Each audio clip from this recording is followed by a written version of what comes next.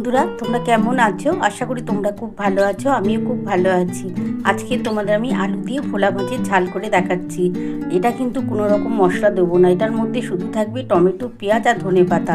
এটা দিয়েই কিন্তু আলু দিয়ে ভোলা মাছের ঝাল করছি। চলো বন্ধুরা, রেসিপিটা শুরু করা যাক। আমি কড়া বসিয়ে দিয়েছি, কড়ার মধ্যে সর্ষের তেল দিয়ে দিয়েছি। তেলটা গরম হলে আমি মাছগুলো নুন হলুদ দিয়ে মাখিয়ে ভেজে নেব। তারপর কিভাবে করব তোমরা অবশ্যই দেখতে থাকো। বন্ধুরা দেখো, ভোলা মাছের ঝাল করার জন্য আমি কিন্তু তেল দিয়ে দিয়েছিলাম কড়ার মধ্যে। তেলটা আমার গরম হয়ে গেছে, এবার আমি মাছগুলো ভেজে নিচ্ছি। দেখো বন্ধুরা, ভোলা মাছের মধ্যে নুন আর হলুদ দিয়ে ভালো করে মাখিয়ে নিচ্ছি। আর ওদিকে কিন্তু তেল আমার পুরো গরম হয়ে গেছে, আমি কিন্তু মাছগুলো এবার ভেজে নেব। আজকে কিন্তু মশলা ছাড়া টমেটো, পেঁয়াজ আর ধনেপাতা দিয়ে কিন্তু ঝাল ঝাল করে ভোলা মাছের ঝাল করছি।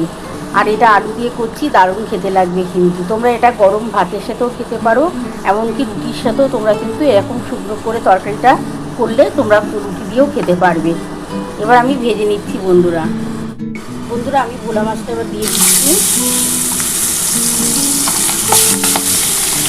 বন্ধুরা দেখো, আমি ভোলা মাছগুলো প্রথমে ভেজে তুলে নেবো।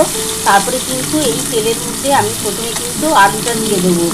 আলুটা দিয়ে কীভাবে করবো তোমরা অবশ্যই দেখতে থাকো। বন্ধুরা দেখো, আমার মনে হচ্ছে 1 পিস হয়ে গেছে, আমি কিন্তু উল্টে দিচ্ছি।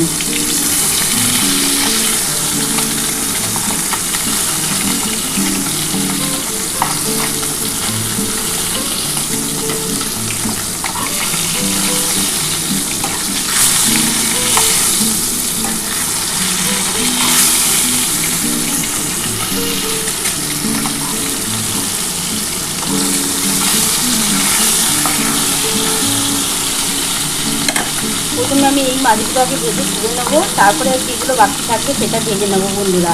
তারপরে কিন্তু আমি রেসিপিটা শুরু করবো।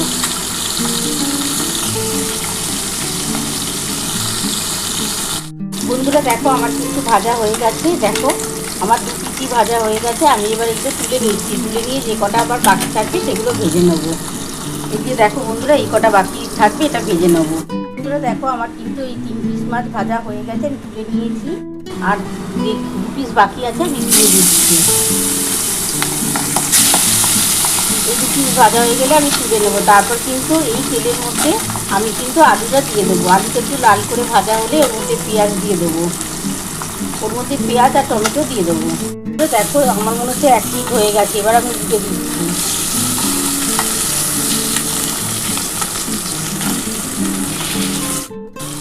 বন্ধুরা দেখো, আমার কিন্তু এটা ভাজা হয়ে গেছে। এবার বন্ধুরা দেখো, আমি কিন্তু আলু, টমেটো, পেঁয়াজ সব কিছু একসাথে ভাজছি। দেখো ভাজা মোটামুটি হয়ে গেছে। বন্ধুরা দেখো, আমি কিন্তু ভোলা মাছের ঝাল করার জন্য আলুটা প্রথমে ভেজে নিয়েছিলাম। আলুর সাথে টমেটো, পেঁয়াজ সমস্ত একসাথে কিন্তু নুন, হলুদ, একটুখানি মিষ্টি সবই দিয়ে একসাথে কিন্তু ভাজা ভাজা করে নিচ্ছি। একটুখানি ভালো করে জল দিয়ে দিয়েছি, একটু জল দিয়ে কষিয়ে নিচ্ছি। দেখো এই যে টমেটো আছে, পেঁয়াজ আছে, সমস্ত দিয়ে আমি কিন্তু একটু ভাজা ভাজা করে নিচ্ছি। এর মধ্যে হলুদ দিয়ে দিয়েছি, নুন দিয়ে দিয়েছি, ঝাল লঙ্কার গুঁড়ো আর চিনি সব দিয়ে একটু ভাজা ভাজা হয়ে গেলে, মানে একটু কষানো হয়ে গেলে সামান্য অল্প একটু জল দিয়ে আমি ফুটিয়ে নেবো। ফোটাবার পর আমি ভোলা মাছটা দেবো, দিয়ে একটু ফুটে গেলে ধনেপাতা দিয়ে নামাবো। একটু ভালো করে আগে কষাতে হবে কিন্তু। দেখো এই যে পেঁয়াজ দিয়ে করছি তো, পেঁয়াজ টমেটো, আজকে আর কোনো রকম মশলা না, পেঁয়াজ টমেটো আর ধনেপাতা দিয়ে করছি। দেখো এই সমস্ত মশলা দিয়ে দিয়েছি, আর একটু ঝাল ঝাল করে করছি বলে একটু ঝাল লঙ্কার গুঁড়ো দিয়েছি, কাঁচা লঙ্কা কিন্তু আজকে দিইনি। জল দিয়ে দিয়েছি, জল দিয়ে একটু ভালো করে কষিয়ে নিচ্ছি। কষানো কমপ্লিট হয়ে গেলে যখন তেলটা ছেড়ে ছেড়ে আসবে তখন আমি কিন্তু জল দিয়ে দেবো। বন্ধুরা দেখো, আমার কিন্তু খুব ভালো করে টমেটো, পেঁয়াজ, ধনেপাতাটা পরে দেবো, এখন দিলাম না। আগে প্রথমে মাছটা দিয়ে একটুখানি ফুটে গেলে তারপরে ধনেপাতা দিয়ে নামাবো। আর পেঁয়াজ, টমেটো, নুন, হলুদ সব দিয়ে আমি সামান্য একটু চিনিও দিয়ে দিয়েছি, একসাথে দিয়ে আজকে কিন্তু কষিয়ে নিলাম। এবার কিন্তু আমি একটু সামান্য জল দিয়ে দিচ্ছি। বন্ধুরা দেখো, এবার আমি জল দিয়ে দিচ্ছি। খুব বেশি জল দেবো না, কারণ এটা আলু দিয়ে একটু মাখা মাখা করবো। ভোলা মাছের ঝাল যেহেতু মশলা ছাড়া করছে তো, টমেটো আর ধনেপাতা দিয়ে করছি, আর পেঁয়াজ দেওয়া আছে বন্ধুরা। নুন, হলুদ, ঝাল লঙ্কার গুঁড়ো দিয়ে করছি। একটুখানি ফুটে গেলে মাছটা আমি দিয়ে দেবো, দিয়ে ধনেপাতা দিয়ে নামাবো। বন্ধুরা দেখো আমার কিন্তু ঝোলটা ফুটে উঠেছে। দেখো একটু আলুটা দেখে নিচ্ছে সেদ্ধ কতটা হলো। দেখো বন্ধুরা আলুটা কিন্তু সেদ্ধ হয়ে গেছে। এবার আমি মাছগুলো দিয়ে দিচ্ছি।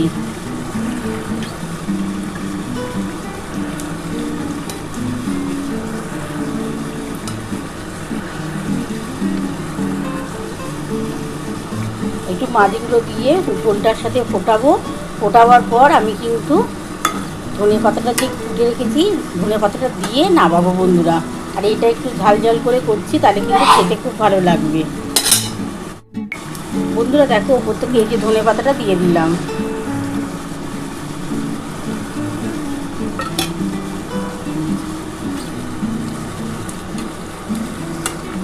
একটু মাখা মাখা করবো বন্ধুরা, তাহলে খেতে খুব ভালো লাগবে। এটা কিন্তু তোমরা ভাত রুটি দুটোর সাথেই খেতে পারবে, কারণ এটার মধ্যে কোনো ঝোল রাখবো না। তো এটা আলু দিয়ে মাখা মাখা করছি, আর পেঁয়াজ আর টমেটো ধনে পাতা দিয়ে করেছি, দারুণ খেতে লাগে কিন্তু। দেখো বন্ধুরা এবার আমি নামিয়ে নিচ্ছি, নামিয়ে তোমাদের দেখাচ্ছি। বন্ধুরা দেখো আমার কিন্তু আলু দিয়ে ভোলা মাছের ঝাল নামানো হয়ে গেছে। কেমন হয়েছে বন্ধুরা? তোমরা তো পুরো রেসিপিটাই দেখে নিয়েছো আমি কিভাবে করেছি। তোমাদের যদি আমার এই রেসিপিটা ভালো লেগে থাকে প্লিজ একটা লাইক সাবস্ক্রাইব করতে ভুলো না। আর কমেন্ট বক্সে অবশ্যই জানিও কেমন হয়েছে। তাহলে এরকম আরও নতুন নতুন রেসিপি নিয়ে তোমাদের সামনে হাজির হব। Thank you.